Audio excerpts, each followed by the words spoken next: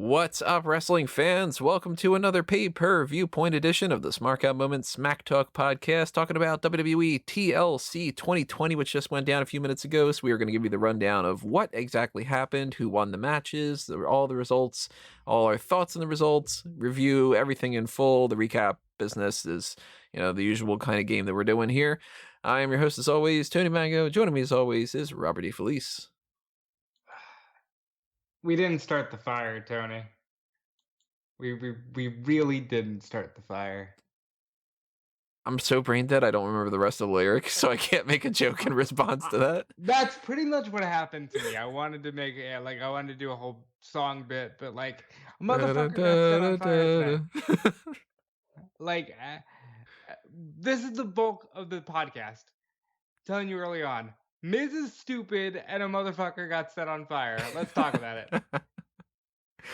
But which mother? No, of course, probably what's happening right now. But yeah, if you didn't check out the podcast and you're learning new, you're learning about what's happening here. Obviously, spoilers if you don't follow the way that we normally do things here. But what we're going to be talking about from top to bottom is some positives, some negatives. To be honest, I'm mostly in the meh territory. I don't have a whole lot of things I hate. I don't have a whole lot of things that I don't think that there's almost anything that I loved from it. It's mostly just sort of, just whatever. This is a very blah pay-per-view for me. So you're going to get a wide range of opinions about that kind of stuff here. Overall, how are you feeling? There was one thing I hated, a lot of meh, and some things that I really, really enjoyed. So I'll be all over the place. I do have some positives, so if anybody thinks that I'm saying that is just, sour note the whole entire time, it's not the case. But even if you are, maybe if you're super positive too, I don't know, doesn't matter, then I want to know what you have to say. So drop a comment below, tell us your thoughts on this pay-per-view, and, chime in about your thoughts on what we have to say too. I greatly appreciate all that kind of comments. Obviously, if you are on a platform that doesn't have the comment section, then head on over to one that does, like the website, or, you could just tweet at Smark Moment, or put something on the Facebook page, or the Megamaniacs Facebook group, or whatever. But the best thing, of course, is the YouTube channel page. The video for itself is just, it's got the comment section on there. Have fun. Take part in that. While you're over there, hit that like button, hit that subscribe button, hit that notification bell. Double check that you are subscribed, just to make sure. And if you feel so inclined to share the video, or to hit the applause button, or to hit the join button, then that is even more awesome. Obviously, the join button is part of the monetary incentive side of things. So if you are more comfortable with Patreon, it's the same thing. Patreon.com/SmarkOutMoment. Go ahead and check that out. Check about the different tiers. And even if you just donate $1, well, that makes you an awesome person, because that means you're supporting somebody who could totally use it. And yeah. Anyway, I won't bog this down too much with plugs. We'll get more into that in a little bit. I want to start talking about the fact that I have nothing to talk about with the kickoff. I kind of do. Just because it's not lost on me that a motherfucker that main evented Mania and at one point was considered the guy was just in a nothing match on the kickoff. It doesn't mean too much to me. This was an 8-man tag team match for anybody who doesn't know. It was Big E, Chad Gable, Daniel Bryan, and Otis beating King Corbin, Shinsuke Nakamura, Sami Zayn, and Cesaro. And they had the setup that I pretty much figured was going to happen once they announced this, of Big E pins Sami Zayn, and that sets up the idea of the Intercontinental Championship match that we were talking about before, which is, here's where I go devil's advocate route. This match didn't mean anything to me. I don't think it was entertaining enough to really care about it. There's nothing to talk about, but it was a free match, and they did that to try to set up people to want to tune in to the next episode of SmackDown. I don't think it's a bad decision. I just think that when you've got the rating slump as it is, maybe it's not a good idea to have things be on the kind of just, it's a waste and it doesn't matter kind of side of things, Yeah, I know I'm being petty, but it really does bother me. It's like Nakamura was main event of WrestleMania a couple of years ago. Bryan, main event of WrestleMania not that long ago. It's like you can't always play hot potato with your stars unless you're setting them on fire. How would that cook a potato if you just put it flat out in flame? So it's gonna be like a charred baked potato, I think. Hmm. Wouldn't be very good. Yeah, that would take a long cooking time for that. Baked potatoes enough. I mean, I can get into a whole little snack talk about potatoes, I guess. Yeah, it's a setup that's pretty self-explanatory. They're gonna do the Intercontinental title match on the Christmas episode, so they'll tape that in advance, I'm sure. And It's taping on Tuesday. Tuesday is? Okay. Yeah. Mm-hmm. So they'll tape it in advance. If somebody spoils it, then I will let you know on the website of what happens. And I'm assuming that we get a new Intercontinental Champion. Yeah. Uh, Real quick, Sami Zayn did a spoof of the Tom Cruise thing that we talked about over on Fanboys Anonymous. Subscribe today, and I thought that was funny. I thought it was even funnier that he said to Caleb Braxton, "Are you proud of yourself? You like to sit there and throw my private information out with your stupid pics of your derriere by your pool." It's like made me laugh. Um, and then there was a weird moment with R-Truth where he's like, "Hey," Sammy's yelling at Big E, and then R-Truth just out of nowhere, "Hey, I got a conspiracy thesis. You can't touch your lips when saying touch, but you do when you separate." It's like, huh? Did you try it out? Because I did. Yeah. When he said that, I'm like, touch, separate. Oh, look at that. So that's my conspiracy thesis. I Our truth is enjoyed great. I enjoy Sammy right now. I enjoy Big E. Big E will be fine. Um, this match will be a match on Friday, and Big E will win. We will not talk about it on the hot tags because we're doing that on Wednesday. And Merry Christmas, Big E. Here's a belt. Yeah, we are doing the hot tags on Wednesday. We are doing that as a kind of let's talk about the Game Changer Wrestling trademark, the Collective, trying to get trademarked by WWE. We'll talk about AEW's new show name. And primarily, we'll talk about the Slammy Awards because we're going to do this after the Slammy Awards, and that'll be the hot tags thing for this week. And then we'll roll along. We'll do our main event. Tony's got better things to do than spend Christmas talking to me. You know what's funny though? What's probably gonna happen? I'll probably end up sending you a message on Christmas night and be like, "Yeah, you want to look at Darkcast or something?" Hey, you want to watch a movie and do Darkcast? Yeah, that's probably gonna end up happening. So, yeah, if you have any suggestions of what you would like that to be, drop them in the comments below. Maybe we'll do like a fan tracks or something. And if you want to check out that podcast that we recently did where we talked about the Tom Cruise thing, that is on fanboysanonymous.com. So check that out. That's the kickoff. The rest of it was just pre-show panel analysis. Nothing to it. Jeff Jarrett tried to start off the whole thing in the night by saying there's a thunderstorm outside and they're in the Thunderdome, and he's kind of doing what I do every once in a while, where it's like the thunder's blah blah blah blah. Kind of like. So there was a really bad thunderstorm tonight. Like as the pay-per-view was starting, it was just storming like no tomorrow. But it quieted down after they set a motherfucker on fire. Did I mention that already? It's gonna be interesting when we get into that match for the SmackDown Women's Championship. Yeah. Just keeping everybody that's listening on their toes, where they go, "Wait, what?" Let's get into the first match. To be perfectly honest, the Drew McIntyre versus AJ Styles match, which turned into also versus The Miz, where he cashed in his Money in the Bank briefcase. Mixed bag. No, it wasn't a mixed bag. This was awful. Now I know what you're trying to say when you say mixed bag. It's a very good match. No, it wasn't. AJ and Drew. It wasn't very good though. It was fine, and they had like a few moments that made me go, "Oh," and then they had most other moments were just sort of, "All right, can we just kind of finish the pay-per-view already?" Like, to be perfectly honest, I wasn't super duper in the mood to watch this pay-per-view tonight, just from a broken computer monitor and dealing with a bunch of bullshit that goes along with that kind of side of things. Like, tired, not any sleep.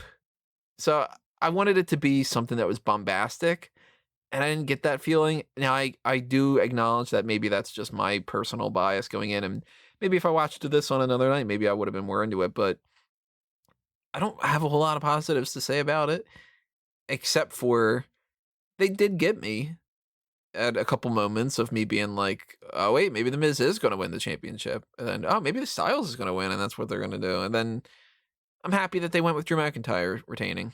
No, this was bad. This bad move. Bad move. This is one of those moments in time where you really have to go, wrestling is fake. Because if this was remotely a legitimate situation, The Miz looks like the biggest moron on planet Earth. Imagine walking into a 10-car pileup, Tony, and saying, I should go pickpocket these bodies. And then you're somehow the person that winds up in the morgue and everybody else walks away. That's what the fuck happened to The Miz here. The Miz had a simple job. Climb a ladder. And yeah, I'm going to talk about this like if complete shoot for a minute. Climb a ladder. That's it. You have your buddy there with you. All you got to do is climb. So then he announces he's cashing in. And instead of being halfway up the ladder while the referee is announcing that he's cashing in, he just sits there. And I'm sitting there going, somebody get Omos. Somebody get the 7-foot giant that is right there. Please get Omos. And nobody's thinking about Omos. They must think he just stands there. And it's like one of those He's background furniture. Yeah, like he's not gonna fucking move. Miz gets about 3/4 of the ladder, and Omos just grabs his tights, takes him in his arms like if he's Tony carrying Caroline after their wedding, and just casually drops the man. See, I laughed at how he did that because that was so, like, gently letting down a baby or something. Like, it's not at all the slam through that I was expecting. I'm like, But oh, he's gonna throw him, and he's just like, here you go. Like, I'm 7 foot tall. This is gonna hurt you anyway.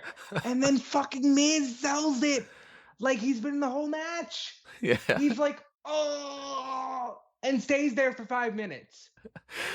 There was another good moment afterward, though, that Morrison goes to hit Omos with the chair, and the chair breaks.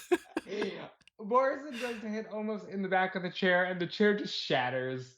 And then Omos chases Morrison away. And then it's McIntyre and Miz. Great camera angles all night long in these ladder matches where they really took advantage of the fact that there is no audience. So they focused on the guy at the top of the ladder, and then when the guy would come in to make the save, it felt like, oh shit, I thought it was over there. Yeah. Miz is an idiot.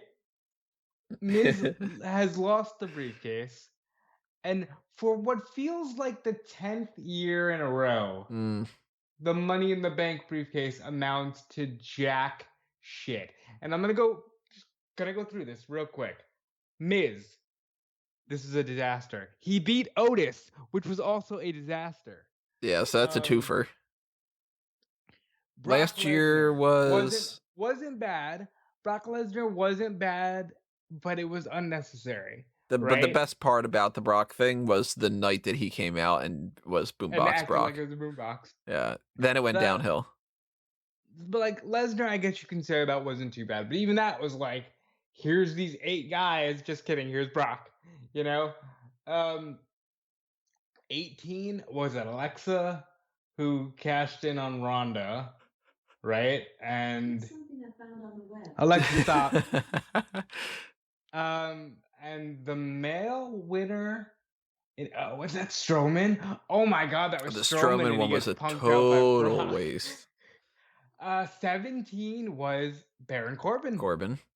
Which was a total waste. Yeah, because they job him out a bunch ahead of time, And then they set up this idea that he's going to do something with John Cena, and he loses his cash in and loses to John Cena.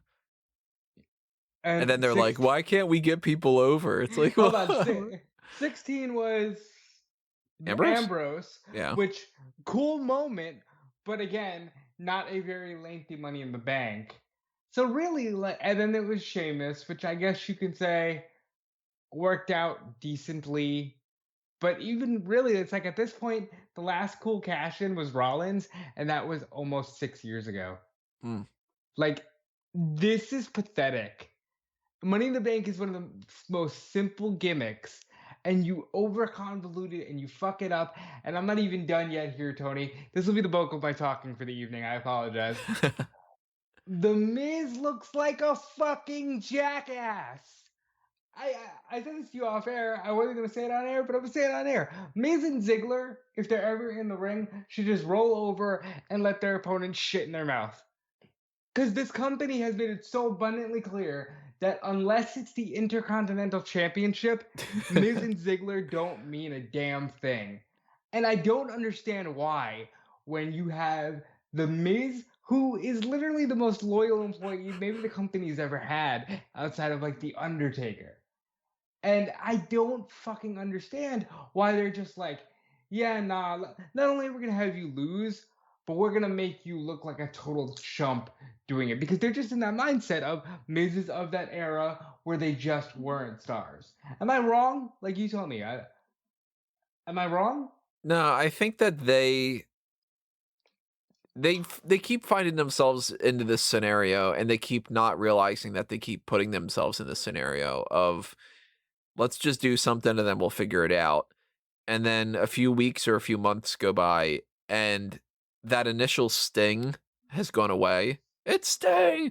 And they eventually, it wears off to the point where they no longer treat that as something that they needed to prioritize to figure out. They just treat it as something that happened in the past to move on from. And then they go into the mode of, let's just do something and push it away, and then we don't have to worry about it anymore. And that's where the long-term storytelling stuff, and I've run down this rant a million times. I don't need to go down the whole thing again or whatever, but like, that's what happens with something like Otis, where they're like, hey, Otis is funny. Let's give him the briefcase. And if you were on the writing team and you said something that would be what any reasonable writer would do in any scenario, whether you're writing for a sitcom or you're writing for this, or you're writing for, I don't know, The Bachelor or whatever, the logical thing you'd say is, and then what? And then typically WWE says, I don't know, we'll figure it out. And then they lose track of it. It comes around and then they go, let's just pivot to this thing instead. So it seems like that's what happened with the Otis thing. And they went with The Miz just because, The Miz, we'll figure it out. And I get a feeling that their idea for this was literally just, let's take The Miz out of the equation and then we don't have to think about Money in the Bank anymore. Like, it I wasn't almost so feel like much to punk out The Miz. It was more so, that's one less thing we have to think about. So let's just do it. And if you're annoyed, you're annoyed and you'll forgive us or you won't. That kind of kind of like just getting rid of 2020 in a way. Kind of. Yeah. But like, if they would have kept The Miz with the Money in the Bank going forward, they would have had to address the fact of why isn't he cashing in? And if they get rid of it, then they don't have to anymore. But then it's like, well, the way around that isn't to do something and then throw it away. The way around it is to plan something and actually have like storytelling directives and go in a direction and, Because, like, what's the story here? Miz versus AJ?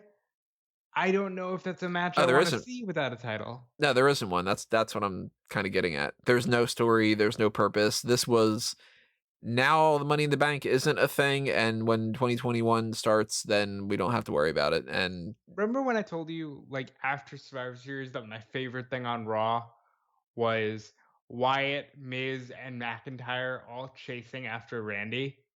That feels like 5 years ago already. yeah. I mean, I don't understand why they went this route. And maybe you're right. Maybe it's just like, let's just get rid of Money in the Bank. It's like getting rid of 2020.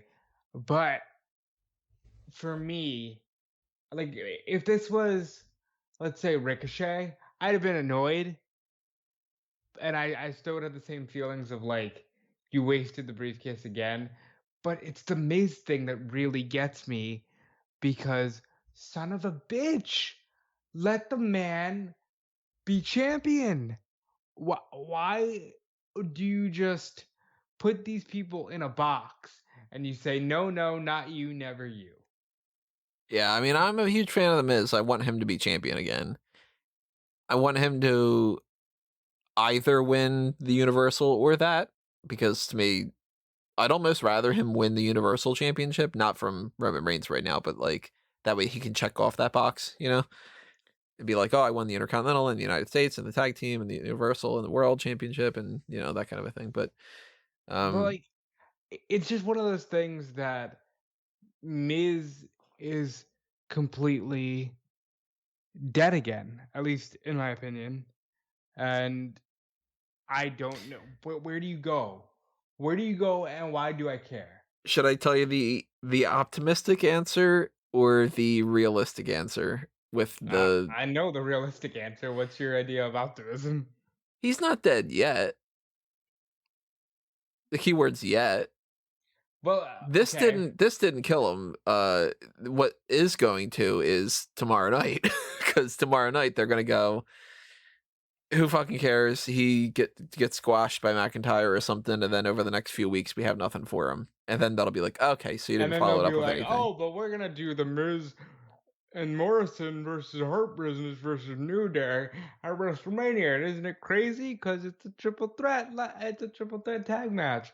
Yeah, Like, I I was excited about this. You know, my God, why do you do this? And again, he looks bad. And it's this whole thing of like, that generation of stars looks bad. We talked all year about MVP actually rehabbing his career this year. And Miz just looks like a fucking foot. And I just don't understand. You know, they're in a I scenario though that they couldn't win, because I think if they would have gone with the Miz winning the championship, that would have done a detriment to Drew McIntyre. So they never should have put this type of position out there. They shouldn't have had the Money in the Bank be so superfluous and then try to shoehorn it in at a time frame that it shouldn't be shoehorned in. Like, the if I were but in their shoes, if a couple weeks ago, if they would have said to me, here's what we're thinking about for TLC, what do you got in mind? I would have been like, can we not do the Miz thing though? And just let him carry it into 2021, because maybe you will think of something to do. You can carry it all the way up until the next Money in the Bank. And I'd even make this argument of, we've never seen anybody carry it until the end. Yeah, we haven't seen anybody like literally race the clock. So wouldn't it have been kind of fun to see the Miz have this going on, and we get to Money in the Bank and he has a conversation with like Adam Pearce or something, Pat Buck, whoever you want, but Vince McMahon, Triple H, whatever.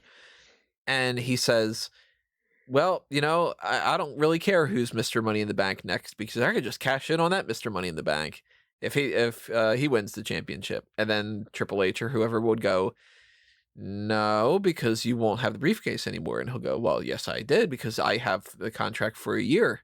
And they go, yeah, a year from the past Money in the Bank.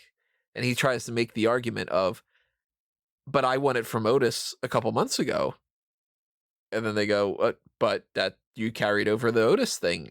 Tough luck, pal. You thought you had a year? No, you only had a few months. You got like 2 weeks, and Money in the Bank's coming up. You got to figure out your time to cash in, or you're out of time.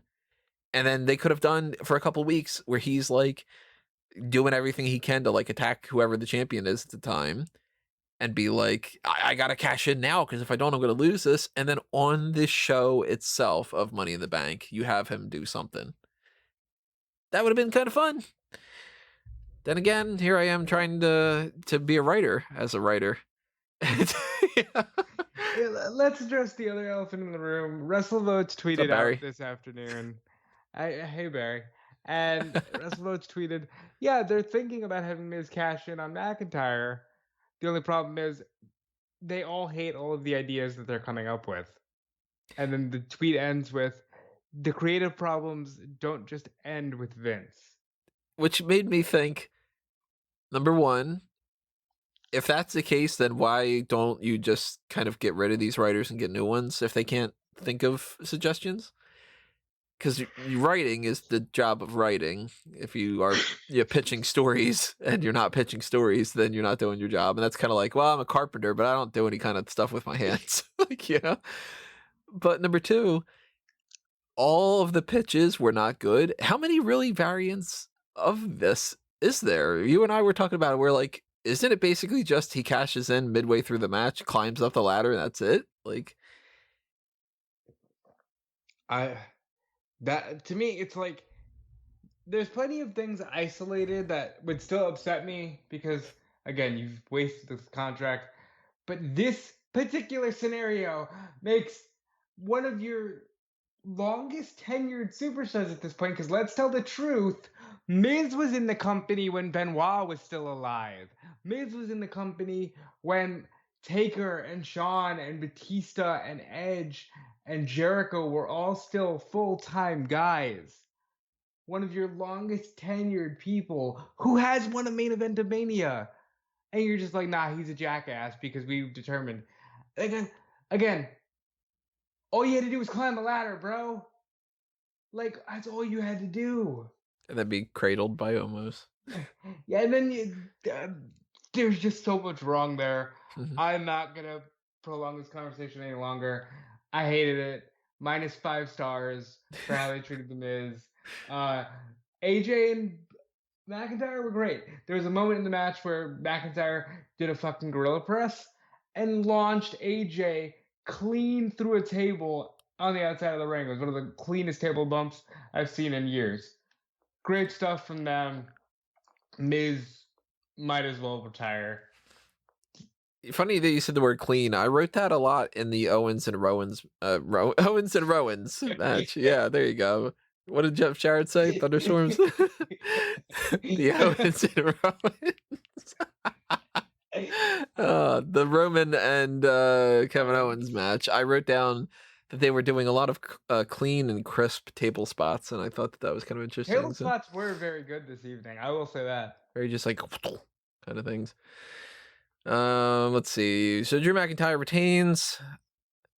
Very quickly, the idea, I'm glad that McIntyre didn't lose the title just for the sake of doing something, but at the same time, it sucks that The Miz doesn't have a better scenario going on. I'm kind of getting into the idea of McIntyre and Rowans Sheamus at WrestleMania. The McIntyre Sheamus thing that I was pitching, yeah? It wouldn't be like, oh man, this is it's not Shawn and Brett. Yeah, it's not Savage and Hogan, Mega Powers explode kind of thing. But it is kind of like, Triple H and Booker T, great match.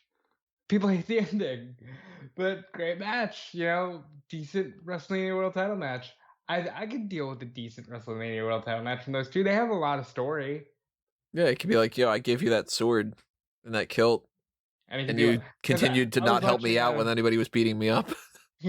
I was watching his thing with Austin, McIntyre's thing with Austin, where he's kind of like, I helped Sheamus learn how to wrestle, and Sheamus helped me learn how to get big. We go way back, and there's an easy story to tell there. I like it. Maybe do that. That's my current hope. The Royal Rumble is going to come and shake everything up. Probably. I guarantee you, this conversation is irrelevant by February 1st. It might be irrelevant by tomorrow night. Let's be honest. They're very possible. We might go into Raw with these kind of ideas in mind, and then they might start off with Vince McMahon, and he goes, you know what? We're doing the Big Bang. WWE Big Bang. And they're going to be like, Retribution disbanded. 24/7 title gone. It's going to be just a huge thing at some point, I'm sure. Then we move to SmackDown Women's Championship match. Sasha Banks retained over Carmella in a match that I thought was just blah. The only thing I wrote down for the whole thing was credit to who's now named Reginald, the sommelier. He's not Tommy anymore. Reggie catching Carmella because I don't know if it was Sasha's fault or Carmella's fault or both. No, But he was that supposed to catch her, and I think Carmella was maybe too quick with it, but he caught her real good. he caught her, There like was a- he saved her from smacking her face on that thing. There was a moment where I just went, nice catch by the sommelier. Right. Nice duck by the sommelier. Nice assist by the sommelier. I'm very into the character. Yeah, a little pat on the back for Reggie there. I hope he gets a different name every week. That'd be even better. 1 week he's Tommy, 1 week he's Reggie, 1 week he's Tony, 1 week he's Steve. Just keep going. I didn't like the match. I didn't hate the match. It was fine. Was to pull a Drew. It was a match. It was a match. The right person went over. They didn't extend the rivalry by doing like some count out bullshit or something. Right person went over. Sue me. Both girls look great. That's pretty much all I have. Hurt Business won the Raw Tag Team titles by beating the New Day by pinfall, with Cedric Alexander tagging himself in again to steal the victory. I don't like the idea that in the process of leading up to and winning the championships, they're already doing the how are they going to break up type of thing. But I'm glad that we have new tag team champions because I love the New Day. I want the New Day to win all the records and be all the things. And they need to lose the titles to be able to do that. And the Hurt Business is great. I want them to stop being a team for a while because it just doesn't matter anymore. Big E has his own theme song. Big E's on another brand. Let them do their own thing and then come back together when it's time. I really like this match because, by God, 4 guys who know how to wrestle, you put them in the ring and they do a wrestle and it was good. Yeah. I don't like the whole tagging himself in thing because why are you teasing tension? Yeah. And this is not just a one-time thing. They've done this for the past 2 weeks or so, maybe 3. So they're trying to tell some story about that. I'm glad Shelton's got a belt. I'm glad Alexander has a belt. Hurt Business in general might be the winners for the most improved characters of 2020. They're all doing so well. Fun match. There's not much else I can say there. Also in the running for my favorite tag team of the year. Absolutely.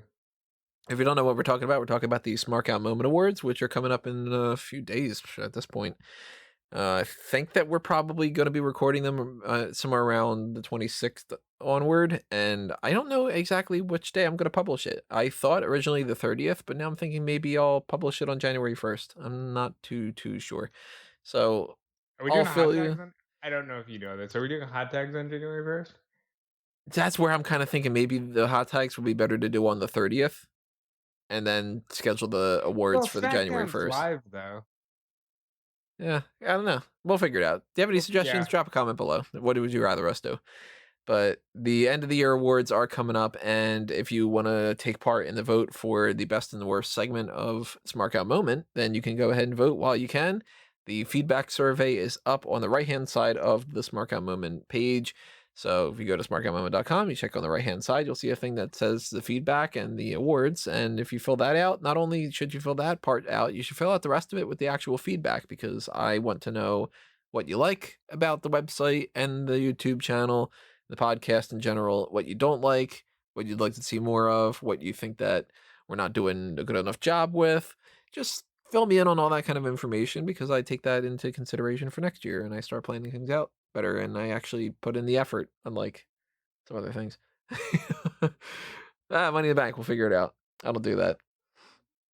So I like the Hurt Business win in there. I like that match. I liked the next match as well, where we had another tag team title switch hands. The Women's Tag Team Championship is now in the hands of Asuka and her replacement, which was the motherfucker that got burned. No, I'm just kidding. It was Charlotte Flair. Katie Vick. Oh wait, what? Charlotte Flair, who's looking better in a lot of ways. She seemed like she was very energetic tonight too. Like she might have been like really missing performing and was just like, oh, I gotta back in the ring. This is great. She looked great. She did a great job. She was the best option for this. She's totally gonna split with Asuka probably by the Royal Rumble. And they are two very credible wrestlers that could definitely be the types of people that could beat Shayna Baszler and Nia Jax. So I'm not opposed to it. What are they gonna do with Lana? I know. Look, I know there are other things to focus on here, but did you listen to the predictions podcast? I told you what I already thought they were gonna do. Charlotte beats Asuka for the Raw Women's title. Rhea Ripley wins the Royal Rumble, and we run it back. What are Yep. they doing with Lana? I think that they're going to wait until January. And to be perfectly honest, I think that these are the two options that they've got going on. Option number one is she comes back and she attacks Nia Jax and Shayna Baszler, and they set up a random tables match on an episode of Raw. Or the more likely option, they have nothing. And she literally just comes back in the Royal Rumble and they move on. I would legitimately feel bad. This is that weird moment where it's like, now you made me feel bad for the performer behind the character, because I believe that she is like, fuck yeah, I'm getting my moment. And then they're just like, nah, just kidding, bitch. No. You know what's kind of funny about feeling bad about the performer side of things? Liv Morgan recently did some kind of an interview or whatever, and she said that she thinks that it's very important for them to go back to that storyline to kind of finish that out about the whole love triangle business with her and Bobby Lashley. And it's like, oh, sweetie, no, it's not very important. Well, no. To be fair, because I did read this and do an article on it. She said it's important because, hey, maybe there's some girls out there that feel this way, and you kind of just dropped it without letting that story be told. Yeah, but Maybe you got to tell a new story. That story was awful. I think it was awful because, and Liv Morgan acknowledged this. She's like, yeah, I think they probably wanted to see people who actually experienced those feelings tell that story. Which, how long has Sonya Deville been like? Wouldn't it be great if I did a story about like me and Mandy and whatever? And it's like, you could do it if that was the case. And he said, oh, wow, yeah, that's an option. We could totally do that storyline with somebody else. And then they shaft her with the Slammy Award too, and give that to the Lana versus announce tables. Well, look, I'm worried about it because I'm worried that they might think it's super zany and that it wouldn't be cool if it was Lana versus Charlotte because we're telling the story with Lana. I'm very worried about that. I'm not gonna lie. God, I really hope that that's not the case. I don't know. But at least for now, the Asuka and Flair thing, I like it. I like it too. I like that Shayna doesn't tap. They're smart enough for that, at least.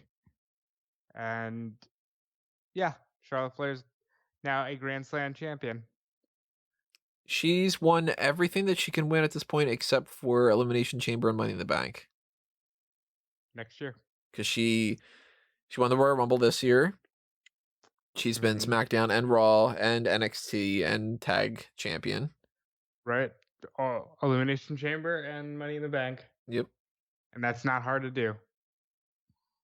And actually, hold on, we didn't talk about a highlight of the night. She didn't win at Slammy because they didn't have them. Billie Kay. Oh, that's right. Yeah, Billie Kay, before the match had started, she goes up to Asuka backstage and gives her resume. Talks about how she would be a great tag team partner to pick for tonight. She's even fluent in Japanese. And Asuka starts talking in Japanese, and she's like, right you are, Asuka. And by the way, I've made my own mask, and it's a paper plate. Yeah. that is painted in gold, and she just is muttering the beat of Asuka's theme song and just dancing. And then she goes, "Oh," and Asuka goes, "Oh no, you must have misunderstood. The person's already found." And then she looks at her resume and she goes, "And you're not ready for Asuka." It's like she should have wrote on the resume, "Ready for Asuka." Right. I'm digging the whole Billy Kay thing. It's so dumb, but it's dumb in a fun way. Yeah. By the way, we haven't talked about this. It's very stupid that for some reason their thing with Billy Kay is let's put her in a tag team. Yeah. Why did you break them up? And the Why same did thing you with Peyton do this? Royce. All they've done with Peyton Royce so far is have her not want to be in a tag team with Lacey Evans. Why do like? Yeah, I just don't get it. It's that, like, again, it's WWE going, why don't we split them up? And then you go, yeah, and then what? And then they go, God, I don't want to think of step 2. I just did step 1. I don't want to. And then you're like, oh, come on. That's like sitting there, oh, I want to eat something. What do you want to make? A sandwich? Okay, yeah, I got the bread. And then you sit down and you're like, oh, I got the bread. Isn't that enough? Like, bread would be kind of Well, nice right now. Some buttered bread, some toast. Ooh. some good deli meat, boar's head.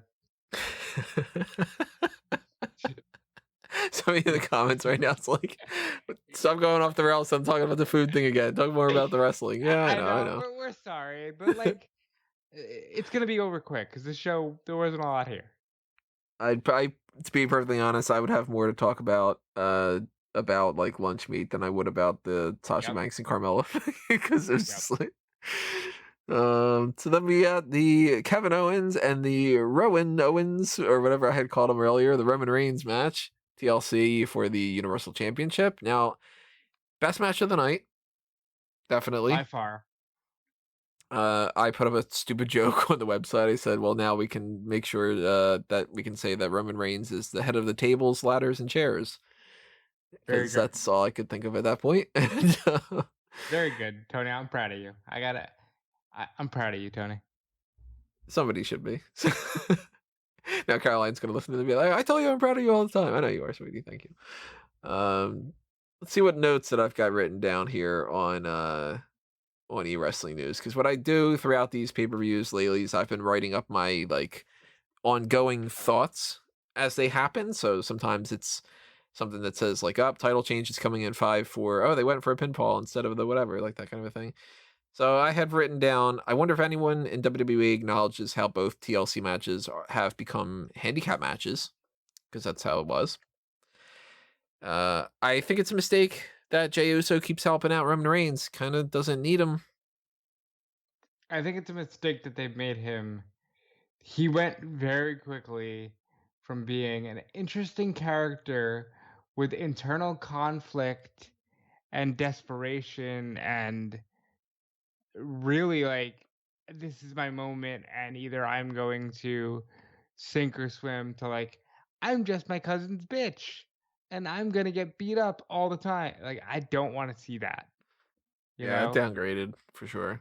I thought at one point, by the way, I'm gonna say it again, great camera angles tonight because they had me believing that Kevin Owens might actually just pull down the fucking belt. Yep, twice they got me. After the spear through the barricade and after the pop-up powerbomb. I was like, you know what? He's up there. He's grabbing this, and I don't see Roman. Wow, what are they really gonna just have that be the thing that gets people talking, and not the case? They ended up sticking with Roman Reigns, which I think is the right call. Well, obviously, but like I also want to say there are several points in this night where I was like, all right, now Jimmy's gonna come out and help because he's Right. got to be healthy by now. The camera work was so good and Kevin Owens was so up there and touching the belt that I was like, oh my God, they got to do something, or I think they're going to actually take it off Roman. And I just think that this was a great match. Roman looked vulnerable. This is his first challenge since August. Great table breaks, very clean table breaks. Paul Heyman, good as always. Only thing I could have done without was Jey Uso, but this is great. And he punched him in the dick. That's how he did it. He did it again. Roman Reigns is like guillotines and dick punches, and I like it. I never heard that nickname for Superman. Man of Steel, Last Son of Krypton, Man of Tomorrow, Dick. I wrote down another thing. This was me mishearing something. When he put him through the table with the pop-up power bomb, Cole said KO's got a chance. And I had to go back and listen to this because I was like, did he just say table's got a chance? Cole also said, like, table's got a chance. Spinebuster through the table after Roman Reigns power bombed Roman Reigns through a ladder.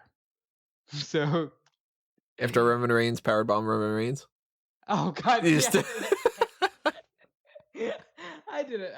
Yeah, Cole said Spinebuster through a table after Roman Reigns power bomb Kevin Owens through a ladder.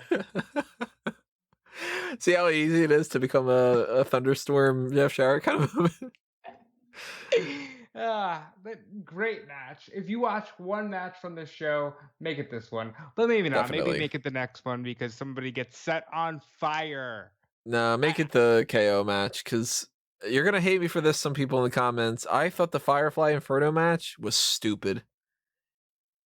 I have that down as a low point. So what it ended up being, when we were talking before about the idea of, is it a Ring of Fire? Is it an Inferno match?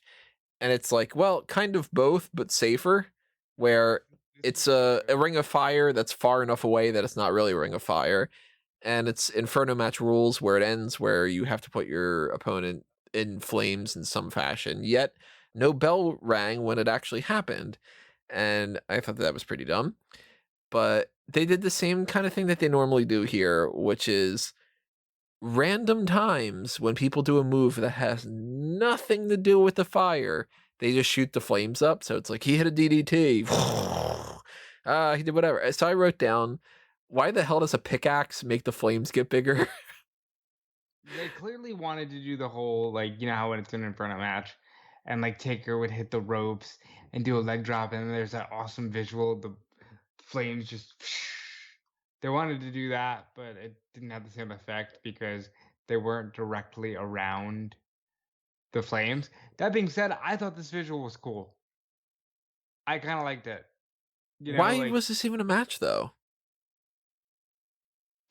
Like, these two just basically started feuding originally because of the championship, and then he lost the championship. Well, no, it's originally it's Bray Wyatt is a sadistic motherfucker who hasn't forgotten that almost 4 years ago Randy Orton set his spiritual being's house on fire, and he's like, "I'm gonna set you on fire now, bitch." Spoiler alert: he didn't. He didn't.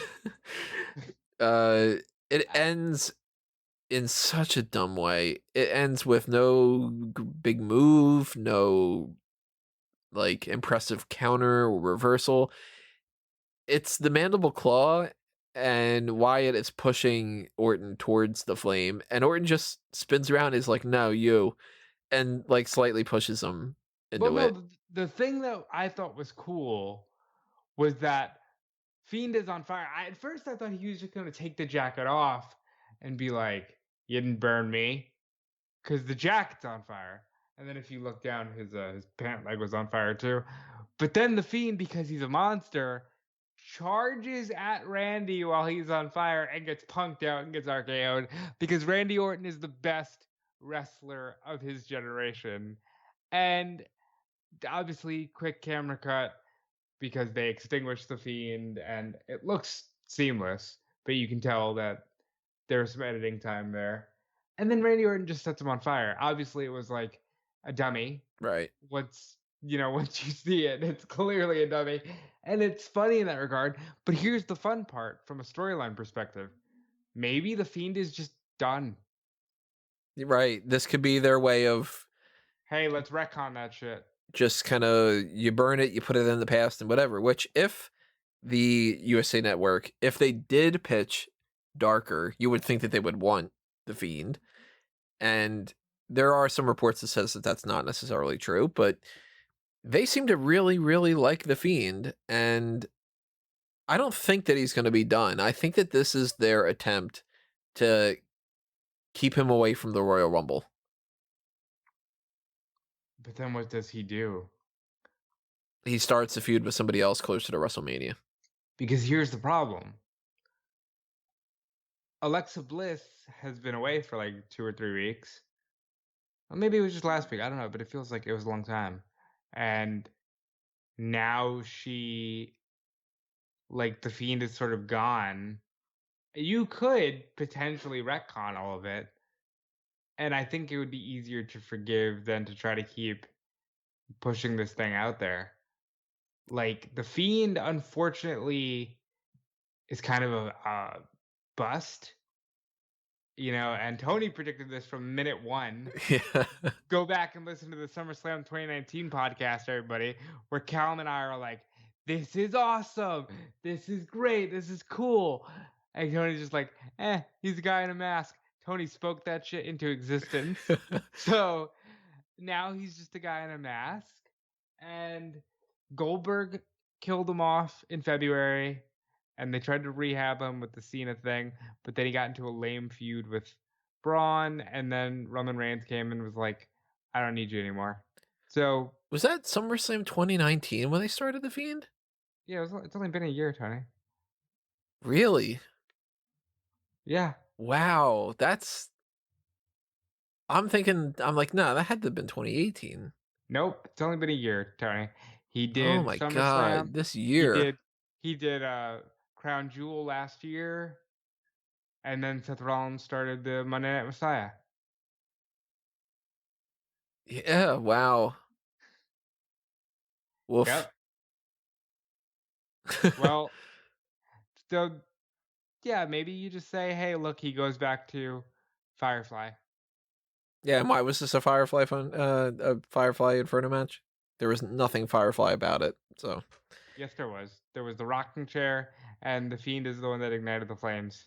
Because Kane hasn't done that in years, by the way. But Bray Wyatt apparently has Kane's powers.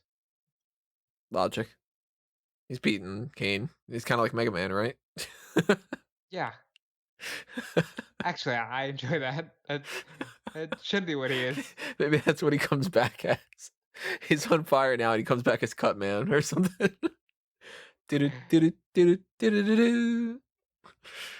That'd be great if somebody came out with like Dr. Wily's theme. They pretty much did with TJP in the past. That do-do-do-do-do-do. Such a good song.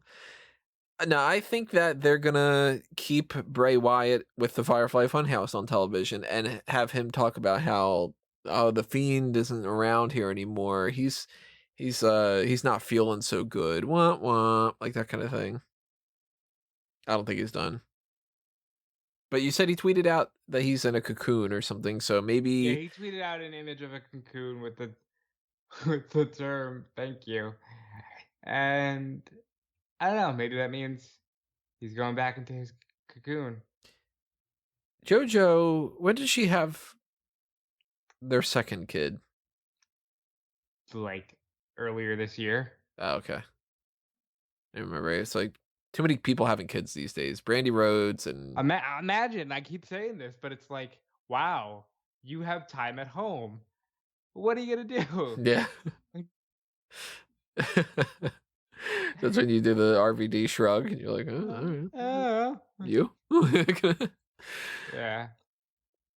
This is obviously the type of thing that I said before. I don't think that these two should have been feuding.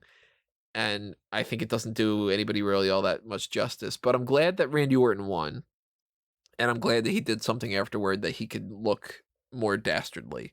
Because I was worried that he would lose this and they would have to try to rehab him a little bit more with Edge.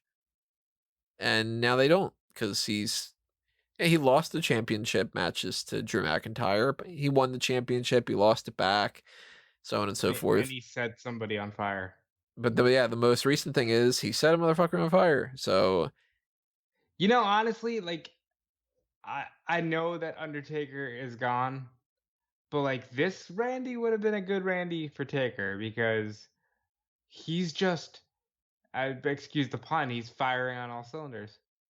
And I really enjoyed Randy Orton all year. yeah, I am not big on this match, but I am big on Randy Orton overall. And I'm mostly just sort of blah about this pay-per-view, as you can pretty much tell. Like, this was supposed to be the let's end it off on a big note kind of a thing. And I feel more so like it ended off as, we're all just sick of 2020, aren't we? Can we just go home? Yeah, I think WWE is like embracing that. They got that weird ad, Yeah, where which they're is kicking the it's crap out very of funny. 2020. Where they're just like, "Oh man, it won't go down. Wait, it's 2021. Yes." I I think by January you're gonna hear something like, "Hey, guess what? We're doing the Royal Rumble in front of people," and then we're gonna go from there. We have up until the 31st. They finally confirmed when the Royal Rumble is, January 31st. And I like the ad, by the way. The I like that they I never updated the know. logo a little bit. Did they actually update it? It looked the same to me. They made it more like studded. It's the same style of logo, but they made a variant of it where it's like almost as if it was a Sasha Banks specific Royal Rumble logo. Oh I yeah, enjoyed that. the like little glittery filter that they have on it. Yeah. Honestly, it almost looks like I don't know if you were watching again at this time, but when they did WrestleMania 21 and WrestleMania in Hollywood, Yeah. it kind of had that vibe. Like I I wasn't watching think them, but I know what the logo is, yeah. I think it's a cool look. I never remember how to pronounce the name of the song. But the New Year song, show it Uh, all acquaintance be forgot whatever. Like, I never know how to actually pronounce it, so I'm not Ode even gonna. Lang Song or something. Yeah, I know what Yeah, you're saying. that song has always sounded very creepy to me, and I like when they can do something like this where they had like the kind of humming in the background or whatever, because you know how like there's that general rule of thumb, you take like any song and you have some little kid sing it with like a nursery rhyme to it, and you're like, yeah, kid's fucking evil. Like, it doesn't matter what song it is. They could just be like, singing the song, I don't know, getting tipsy or something like that. And it'd be like, that's kind of creepy. But I liked this ad. And it seemed like it was this creepy sort of almost building towards something epic type of thing. And the Royal Rumble is one of the more epic things of the year. So I'm hoping that WWE actually has something in mind for what to do, and it's not just let's just get rid of 2020 and we'll start 2021 with the idea of it's a new year, right, guys? Give us a break. I don't want that to be the case. I want to just uh, say, winner of the night is Cedric Alexander. I will not say any more than go look at Big Swole's Twitter, and winner of the night is Cedric Alexander. What is her Twitter? Her Twitter is at Swole World. Swole World. Let's see what we got. While we're waiting for this to load, because I'm not already ready for that to go.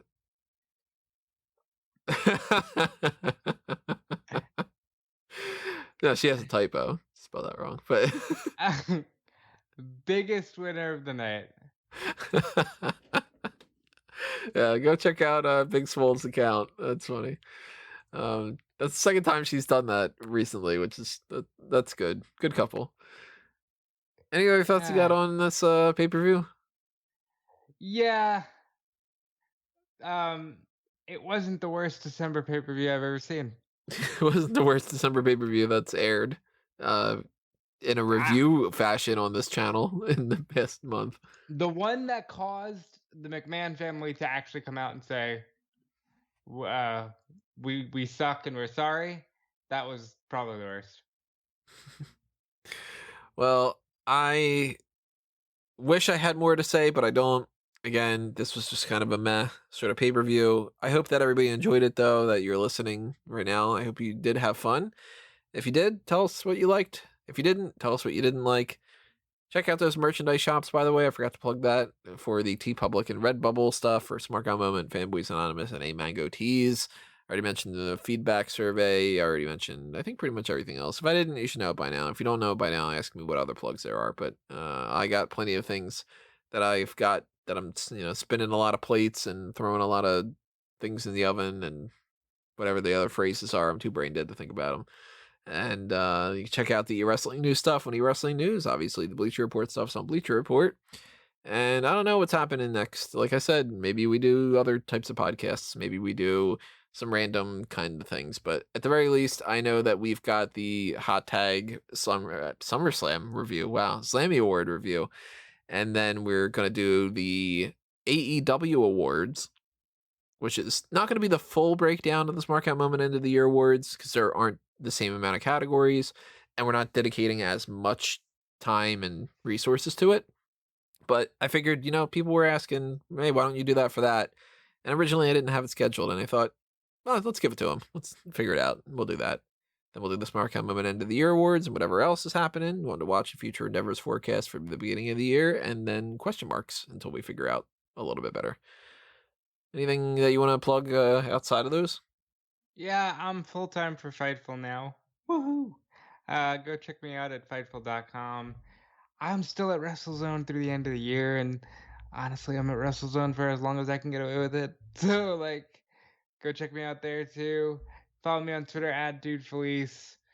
Go listen to some Donkey Kong Country soundtrack. Just chill out. 2020 is almost over. We did it. We made it this far.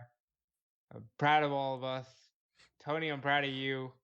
You've survived numerous Don't jinx me. appliance. You've survived numerous appliance breakdowns.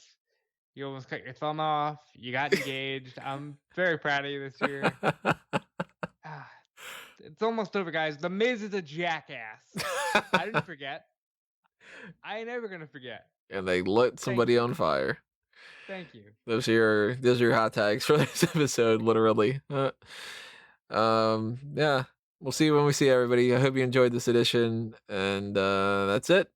So, adios for now, everybody. This has been another Smark Out moment, and we are being counted out.